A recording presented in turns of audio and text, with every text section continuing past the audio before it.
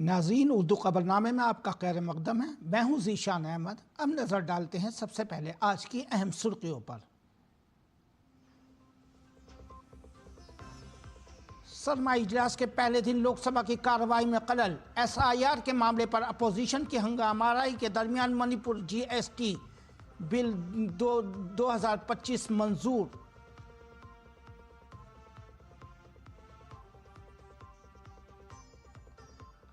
राज्यसभा के chairman CP Radhakrishnan ने presiding officer के तौर पर पहली बार चलाई ऐवान की कार्रवाई। वजीर आजम नरेंद्र मोदी ने अपनी नेक ख्वाहिशात का किया इजहार। कहा, आपका तजुर्बा और रहनुमाई ऐवान बाला की कार्रवाई को खुश उसलूबी से चलाने में होगा मददगार।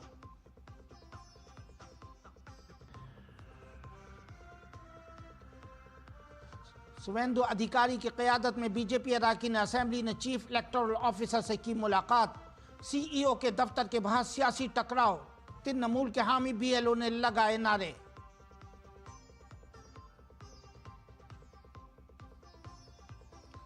दिल्ली धमाका केस में NIA, ATS और रियासती पुलिस ने जम्मू और कश्मीर से लखनऊ तक दी दबिश। इसी दौरान अदालत ने अल-फलाह यूनिवर्सिटी के बानी जव्वाद सिद्दीकी को 14 दिन की अदालती हिरासत में भेजा।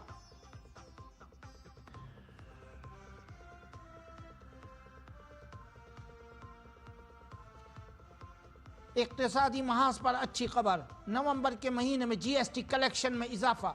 GST की मजमूई आमदनी 1.7 लाख करोड़ से मुतजाविज। गुज़श्ता बरस के मुकाबले में नुमाया इजाफा दर्ज।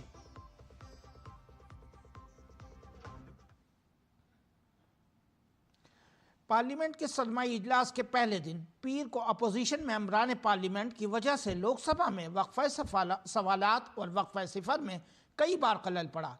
हंगामाराई की वजह से लोकसभा की कार्रवाई 2 बार मुलतवी कर दी गई। इस दरमियान ज़रूरी कागजात ऐवान की मेज़ पर रखे गए। वज़ीर ख़ज़ाना निर्मला सीतारमन ने हिज़्ब इख्तिलाफ के अरकान की नारेबाजी के दरमियान सेंट्रल एक्साइज तरमीमी बिल 2025 और health safety and national security cess bill 2025 पेश किया। मणिपुर GST दूसरा तरमीमी बिल भी ऐवान में पेश किया गया। अपोजिशन जमातों का हंगामा जारी रहने पर ऐवान की कार्रवाई 12:15 पर दोपहर 2 बजे तक मुलतवी कर दी गई। लोकसभा स्पीकर ओम बिरला ने अपोजिशन अरकान से अपील की कि वो तामीरी अंदाज में पार्लियामेंट कार्रवाई में हिस्सा लें और ऐवान को चलने दें।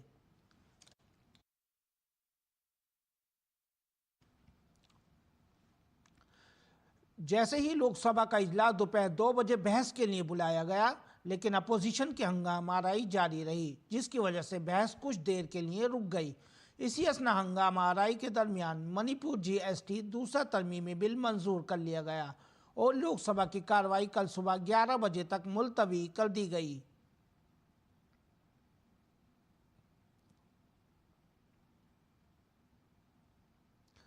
पार्लियामेंट के सरमाई इजलास के पहले दिन लोकसभा में हंगामाराई के दरमियान मणिपुर GST दूसरा तरमीमी बिल 2025 मंजूर कर लिया गया। ये बिल 7 अक्टूबर 2025 को जारी करता एक ऑर्डिनेंस की जगह लेगा।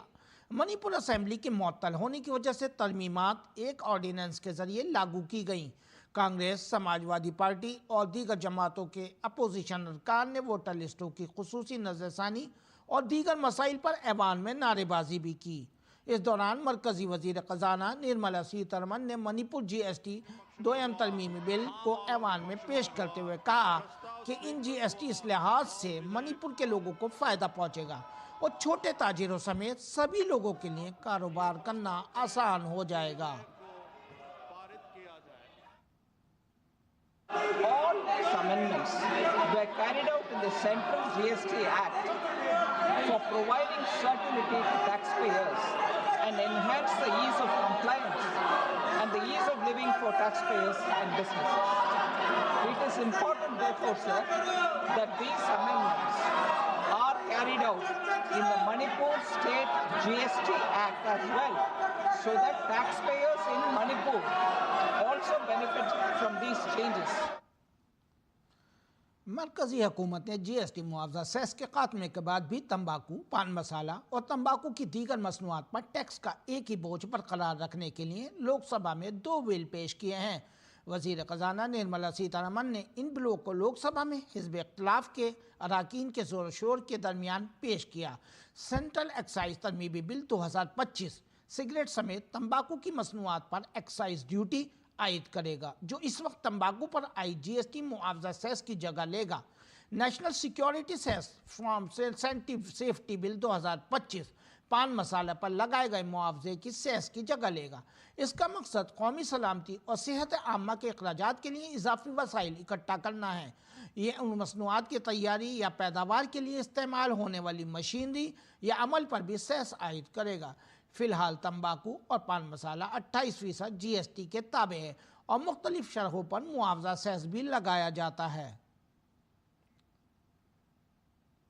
मरकजी वजीर चिराग पासवान ने पार्लियामेंट के इजलास से पहले रुकावटों के बारे में अपोजिशन को वजीर आज़म की नसीहत की हिमायत की। चिराग पासवान ने कहा कि अपोजिशन को ऐवान की कार्रवाई में खलल डालने के लिए महज एक बहाने की ज़रूरत होती है। चिराग जी, पीएम ने कहा कि ड्रामा नहीं डिलीवरी, कैसे देखते हैं आप? नहीं, बिल्कुल सही बात है। जिस तरीके से विपक्ष ने एक पैटर्न सा बना लिया है कि जब जब सदन चलेगा पहले तो आप क्रिटिसाइज़ कीजिएगा कि भाई इतने कम दिन क्यों हैं, और उसके बाद फिर सत्र को आप चलने नहीं दीजिएगा, आप हंगामा कीजिएगा, ऐसे ऐसे विषयों को लेकर कीजिएगा जिसमें सरकार का कुछ लेना देना नहीं। SIR का विषय है, आप चुनाव आयोग के पास जाइए, इसमें सरकार को घेरने का कोई मतलब नहीं बनता। But having said it all, हम लोग हर विषय पर हम लोग चर्चा करने के लिए तैयार हैं। ये भी कहा कि निगेटिविटी के बजाय अगर नेशन बिल्डिंग का काम करें तो नए सांसदों को मौका मिलेगा। एब्सोल्युटली। और जो पहली बार के सांसद है, 2014 में जब मैं भी पहली बार आया था, मुझे तकलीफ होती थी एक भी दिन अगर हाउस नहीं चलता था, क्योंकि मुझे लगता था कि मुझसे मेरा मौका छीना जा रहा है अपनी बातों को रखने का, मेरे क्षेत्र मेरे प्रदेश से जुड़े विषयों को रखने का। और ऐसे में सोचिए कितने first timer young member parliaments हैं जो अपने क्षेत्र की बातों को, अपने प्रदेश की बातों को इसी मंच के माध्यम से वो रख सकते हैं। आप उनसे उनका मौका आप छीन रहे हैं, ये गलत है। और मुझे लगता है पूरे विपक्ष की कलेक्टिव जिम्मेदारी बनती है कि इन विषयों को साथ बैठकर सुलझाएं। सदन को बाधक करने का, सदन को नहीं चलना देना, इसका सलूशन नहीं हो सकता है। विपक्ष की ये कलेक्टिव जिम्मेदारी होनी चाहिए कि वो सदन चलने के लिए सत्ता पक्ष को आश्वस्त करे, क्योंकि कलेक्टिव जिम्मेदारी के साथ ही सदन का जो कामकाज है वो ठीक तरीके से चल सकता है। प्रधानमंत्री नरेंद्र मोदी ने जो अपील की है, जो बात कही है, वो बिल्कुल सही कही है। ये कहना है चिराग पासवान। कैमरामैन विनोद ओझा के साथ संसद भवन से मैं राजेश राज, DD न्यूज़ के लिए।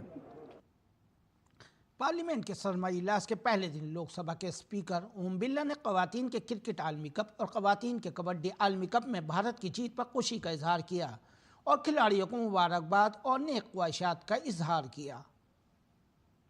माननीय सदस्यगण, संपूर्ण देश के लिए अत्यंत गौरव और सम्मान का विषय कि भारत की महिला क्रिकेट टीम ने 2 नवंबर 2025 को दक्षिण अफ्रीका को हराकर महिला क्रिकेट विश्व कप 2025 का खिताब जीत लिया है। साथ ही हमारे लिए यह भी बड़ी प्रसन्नता का विषय है कि भारतीय महिला ब्लाइंड क्रिकेट टीम ने दिनांक 23 नवंबर 2025 को नेपाल को हराकर पहला T20 महिला cricket world cup of for the blind 2025 जीता है। इसी क्रम में आपके साथ साझा करते हुए मुझे अत्यंत प्रसन्नता हो रही है कि भारतीय महिला कबड्डी टीम ने 24 नवंबर 2025 को चीनी ताइपेई को हराकर महिला कबड्डी विश्व कप खिताब जीत लिया है। राज्यसभा के चेयरमैन CP राधाकृष्णन का आज राज्यसभा में बतौर चेयरमैन पहला दिन रहा। इस मौके पर उन्होंने वजीर आज़म नरेंद्र मोदी और ऐवान के तमाम अराकीन का शुक्रिया अदा किया। Our Honorable Prime Minister Shriman Narendra Modi ji, who has given a very good facilitation to me by remembering my young days. Honorable Leader of the House Shriman JP Nadda ji, Honorable Leader of the Opposition Shriman Mallikarjuna Kharge ji, Honorable Minister of Parliamentary Affairs Shri Kiren Rijiju ji, Honorable Ministers, Honorable Deputy Chairman Rajya Sabha Shriman Harivanshi, honorable leaders of various political parties, and honorable members of this August House Rajya Sabha. I am so deeply moved by the wishes, appreciations, and the encouragement by 33 members of this August House. पार्लिमानी उमूर के वजीर किरण रिजिजू ने आज राज्यसभा में opposition को शदीद तनकीद का निशाना बनाया। उन्होंने अपोजिशन पर साबिक स्पीकर के खिलाफ तौहीन आमेज ज़बान इस्तेमाल करने का इल्ज़ाम लगाया। उन्होंने ऐवान की कार्रवाई में गैर ज़रूरी तौर पर खलल डालने पर अपोजिशन पर नाराज़गी का इजहार किया। ये जो उन्होंने जो मैटर रेफर किया है ये बहुत अनफॉर्चुनेट है। मैं सदन पर सिर्फ इतना याद दिलाना चाहता हूं कि आप लोगों ने भूतपूर्व उपराष्ट्रपति को, भूतपूर्व चेयरमैन को जिस भाषा का इस्तेमाल करके आप लोगों ने जो अपमान किया, आप क्या वो भूल गए? आप लोगों ने भूतपूर्व चेयरमैन के बारे में जो अनाप शनाप बात करके आप लोगों ने रिमूवल मोशन जो सर्व किया है और जो भाषा, वो कॉपी अभी भी हमारे पास है। कांग्रेस पार्टी और आप लोगों ने फॉर्मर वाइस प्रेसिडेंट के खिलाफ जो भाषा का इस्तेमाल किया, जो आप लोगों ने रिमूवल नोटिस में जो शब्दों का इस्तेमाल किया, आप लोग खुद सोचिए कि चेयर का गरिमा को आप लोगों ने कितना तार-तार किया है और आज आप यहाँ ध्यान देने का काम करते हैं। सदर जमहूरिया द्रौपदी मुर्मू ने footwear design and development institute की तकसीम असनाद तकरीब में शिरकत की। तकरीब के दौरान सदर जमहूरिया ने तलबा और FDDI से वाबस्ता तमाम अफराद को 40 साल मुकम्मल होने पर मुबारकबाद पेश की। सदर जमहूरिया द्रौपदी मुर्मू ने कहा कि आज मुल्क दुनिया के सबसे बड़े जूते बरामद कुनिंदगान में शामिल है और हुकूमत इस शोबे में सरमायाकारी को बढ़ाने के लिए खुसूसी मुराआत पेश कर रही है। उन्होंने तलबा की हौसला अफजाई की कि वो इंटरप्रेन्योरशिप को अपनाएं और जूते की सनत की तोसी में अपना किरदार अदा करें। इस तरह मुल्क की बरामदात और रोज़गार दोनों में इजाफा होता है। भारत का पारंपरिक लेदर फुटवेयर के क्षेत्र में प्रमुख स्थान है, परंतु तेजी से बढ़ने वाले स्पोर्ट्स और नॉन लेदर फुटवेयर के क्षेत्र में प्रगति की काफ़ी संभावना है। नीति आयोग के अनुसार फुटवेयर सेक्टर में देश में उपलब्ध क्षमता के अनुसार विकास करने की आवश्यकता है। वाणिज्य एवं उद्योग मंत्रालय के department for promotion of industry and internal trade द्वारा फुटवेयर क्षेत्र को आत्मनिर्भर भारत अभियान के तहत चैंपियन सेक्टर का दर्जा दिया गया है। इस प्रकार फुटवेयर सेक्टर में निवेश को प्रोत्साहित करने के लिए इकोसिस्टम और इंसेंटिव्स उपलब्ध कराया जा रहा है। NIA ने दिल्ली कार बम धमाकों से मुतालिक सुराग के बाद जनूबी कश्मीर में 8 मकामात पर बैक वक्त छापे मारे हैं। तहकीकात के एक हिस्से के तौर पर NIA की टीम ने शोपियां में मौलवी इरफान के घर पर छापा मारा है, जिसे वाइट कॉलर दहशतगर्दी के मॉड्यूल का मास्टरमाइंड समझा जा रहा है। काजीगुंड कुलगाम में जसीर बिलाल के घर पर एक और छापा मारा गया।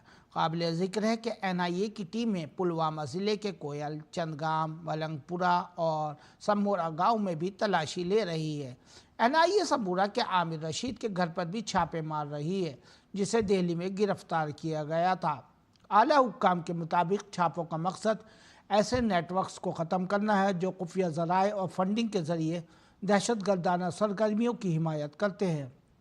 तलाशी के दौरान डिजिटल आलात, दस्तावेज़ात और दीगर मवाद बरामद किए गए और मौके पर मौजूद मुतअद्दिद अफराद से पूछगछ भी की गई।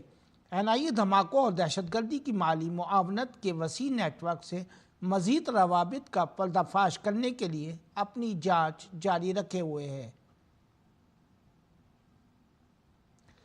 दिल्ली कार बम धमाका केस के सिलसिले में NIA, जम्मू व कश्मीर पुलिस और इंसदाद दहशतगर्दी दस्ता ATS की टीमें आज लखनऊ के शाहीन के घर पहुंची। शाहीन का दिल्ली बम धमाकों से बराह रास्त ताल्लुक़ था और यही उसकी गिरफ्तारी को यकीनी बनाने की बुनियाद बन गई है। NIA इस बात की तहकीकात कर रही है कि इसके पसे पलता कौन कौन था, इसका ब्रेन वॉश किसने किया और कैसे हुआ, फंडिंग कहां से आई। तीनों मॉड्यूल की मुश्तरका टीम तमाम हक़ाइक़ इकट्ठा करने के लिए शाहीन के घर दबिशती है। शाहीन और उसके भाई डॉक्टर परवेज़ दोनों के घरों पर इस वक्त छापे जारी हैं। दिल्ली की एक अदालत ने अल फलाह यूनिवर्सिटी के बानी जवाद सिद्दीकी को लाल किले के करीब कार बम धमाके और मनी लॉन्ड्रिंग केस के सिलसिले में 14 दिन की अदालती हिरासत में भेज दिया है। इसे एडिशनल सेशन जज सुशील चौधरी प्रधान के सामने पेश किया गया था, जिन्होंने इसे 15 दिसंबर तक हिरासत में रखने का हुक्म दिया। सिद्दीकी को पहले 19 नवंबर को 13 दिन के लिए ईडी की हिरासत में भेज दिया गया था। यूनिवर्सिटी पर यूजीसी और नाक की मंजूरी के बारे में तलबा को गुमराह करने का इल्ज़ाम है।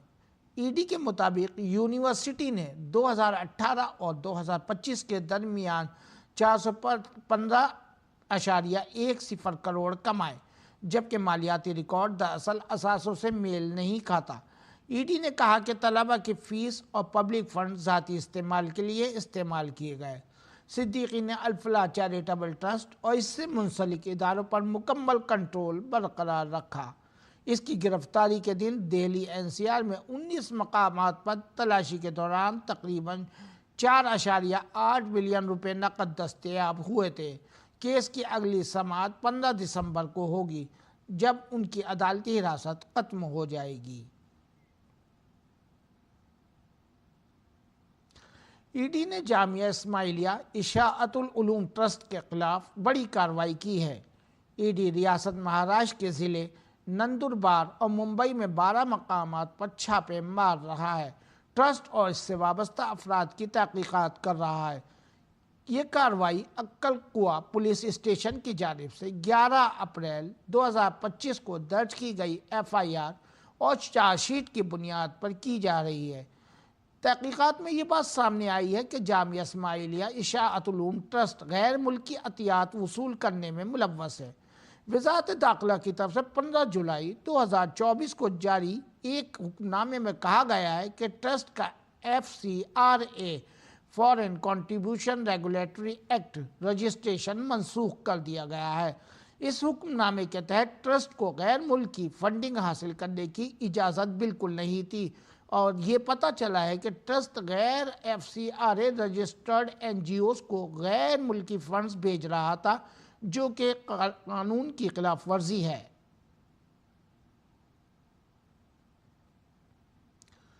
इन्फोर्समेंट डायरेक्टरेट ने केरला के वजीर आला पिनराई विजयन को मसाला बाउंस केस में फेमा एक्ट की मुबैना खिलाफ वर्जियों के लिए वजह बताओ नोटिस जारी किया है, जिसकी रकम 467 करोड़ रुपए है। साबिक वजीर खजाना थॉमस आयरक और चीफ मिनिस्टर के chief principal secretary KM Ibrahim को भी इस मामले में नोटिस जारी किया गया है। ये नोटिस ईडी के खुसूसी डायरेक्टर रजनीश देव बर्मन ने फेमा की दफात के तहत जारी किया है। ईडी के मुताबिक Kerala infrastructure investment fund board ने लंदन और सिंगापुर स्टॉक एक्सचेंज में जारी करदा मसाला बॉन्ड्स के जरिए इकट्ठे किए गए फंड्स में से 466.91 करोड़ ज़मीन की खरीदारी पर खर्च किए। ये अमल RBI के 1 जून 2018 के मास्टर डायरेक्टर के तहत ममनू है। 2019 में बैरूनी कमर्शियल कर्ज लेने के तहत 26 करोड़ 72.80 करोड़ के बॉन्ड्स के जरिए फंड्स इकट्ठा करने पर ईडी ने इस साल 27 जून को इस मामले में फीमा के तहत शिकायत दर्ज की थी। बीजेपी लीडर शुवेंदु अधिकारी ने MLA के एक वफ्द के साथ आज CEO के दफ्तर में chief electoral officer Manoj Agarwal से मुलाकात की। मीटिंग के बाद जब शुभेंदु अधिकारी रक्षा समिति की क़यादत में MLA का वफ्द बाहर आया तो TMC के हामी BLO अधिकार रक्षा समिति के प्लेटफॉर्म से CEO के दफ्तर के सामने पहुंच गए। उन्होंने वहां हाई रुकावटों को तोड़ने की कोशिश की और शुभेंदु अधिकारी और बीजेपी अरकान असेंबली पर नाजेबा तबसरा किया। इस सब के दरमियान वहाँ अफरा तफरी की सूरत हाल पैदा हो गई। इससे कबल सनीचर को मगरबी बंगाल में पेश आने वाले वाक़ये के बाद आज सुबह CEO के दफ्तर के बाहर सिक्योरिटी में इजाफा कर दिया गया था। इस मौके पर शुभेंदु अधिकारी ने ममता हुकूमत पर SIR की मुखालफत करने का इल्ज़ाम आयद किया है। ये विरोध पिछले 7 दिन से constitutional body election commission office का खिलाफ ये लोग कर रहा है और ये बिना इजाजत लेकर ही ये कर रहा है। ये सब TMC का गुन्स है, ये कोई BLO नहीं है। आप लोग को एंट्री नहीं दिया ममता की पुलिस, DC सेंट्रल, खुद CO साहब को उतरना पड़ा। किस तरीके से मीडिया का साथ व्यवहार ममता की पुलिस किया, अब देख लिया। हम लोग को ये सब आदत है, फलता में जो हम लोग ये लोग को सही पहचानता है। चुनाव आने वाला है, इस बार पश्चिम बंगाल की जनता ये लोग को उखाड़ के फेंकेगी।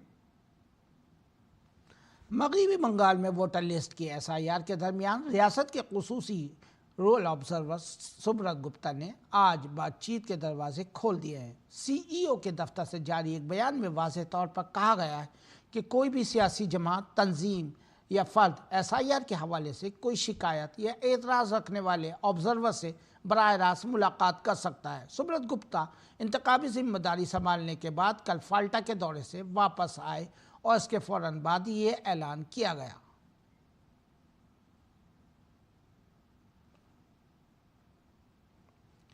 वज़ारत इत्तलाआत और नशियात के सेक्रेटरी संजय जाजू ने कहा, तकरीब का मौजू था मसनूई ज़िहानत का दौर, तख्लीक़ी सलाहियतों और तिजारत को जोड़ना। तकरीब से खिताब करते हुए जाजू ने कहा कि तफरीह इंसानी ज़रूरियात के लिए इतनी ही ज़रूरी है जितनी खुराक, लिबास और रिहाइश है। उन्होंने ये भी कहा कि भारत का मीडिया और तफरीही शोबा बहुत वसी है, जिसमें लाखों लोगों को रोज़गार के मौक़े मिलते हैं।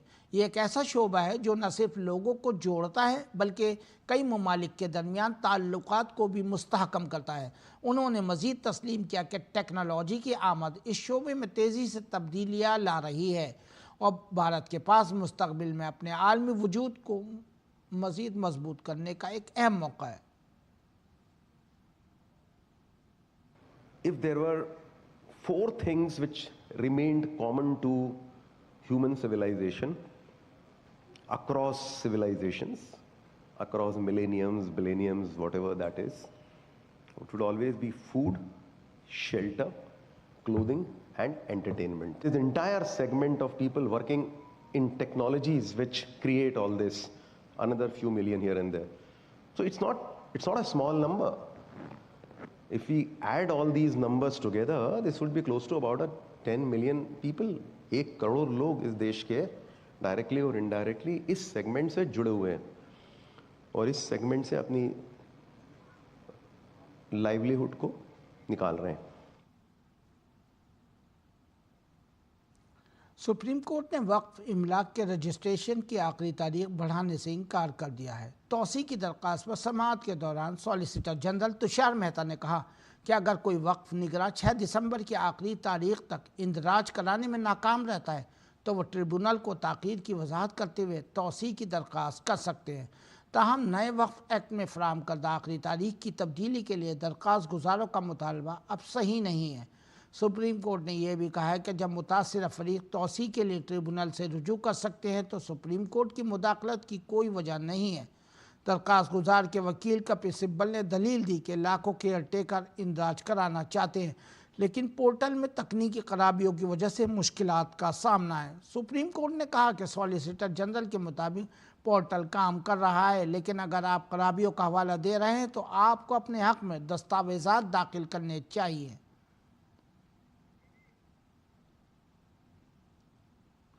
वज़ीर आज़म नरेंद्र मोदी ने बॉर्डर सिक्योरिटी फोर्स BSF को इसकी यौम तासीस पर मुबारकबाद दी है। PM ने सोशल मीडिया प्लेटफॉर्म X पर लिखा, BSF के यौम तासीस पर तमाम अहलकारों को मेरी नेक ख्वाहिशात। BSF भारत के गैर मुतज़लज़ल अज़्म और आला पेशावराना जज्बे की अक्कास है। उनकी मेहनत और लगन बेमिसाल है। BSF एहलकार इंतहाई मुश्किल इलाकों में अपनी खिदमत अंजाम देते हैं। उनकी हिम्मत के साथ साथ उनका इंसानियत पर मबनी जज्बा भी गैर मामूली है। हमारी कौम की खिदमत और हिफाजत के लिए उनकी काविशों के लिए मेरी दिली मुबारकबाद। भारतीय अंडर 17 फुटबॉल टीम ने तारीख रकम की है। भारतीय टीम ने ईरान के खिलाफ तारीखी 2-1 से जीत दर्ज करके अगले साल सऊदी अरब में मुनक्किद होने वाले AFC अंडर 17 एशियाई कप में जगह हासिल कर ली है। AFC अंडर 17 एशियन कप 2026 में सऊदी अरब में मुनक्किद होगा। भारत अपनी तारीख में 10वीं बार टूर्नामेंट में शिरकत करेगा। नाज़रीन, खबरनामे में बस इतना ही। अब हमें और हमारी टीम को दीजिए इजाज़त। आदाब।